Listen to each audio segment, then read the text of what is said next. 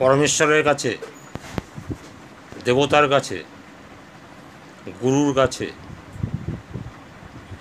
ভগবানের কাছে নিবেদন করবেন একটা জিনিস। একটা চাইতে গিয়ে 10টা চেয়ে বসেন না। একটা চাইবেন তো একটাই চাইবেন। 10টা চেয়ে বসলে ভগবান বিচলিত হয়ে পড়বে। একটা চাইতে গিয়ে 10টা চেয়ে বসবেন না।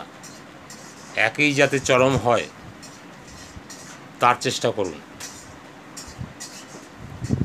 তাহলে আপনার চাওয়াটা সঠিক হবে। তা আপনি নেটওয়ার্কে একটা লোককে নামালেন, তার কাছ দিয়ে প্রথমেই অনেক কিছু আশা করে ফেললেন, তারপরে দেখা গেল কিছুই হলো না। একটাই চান যে তোমাকে শিখতে হবে, তোমাকে দাঁড়াতে হবে, তোমাকে ভবিষ্যৎ তৈরি হতে হবে।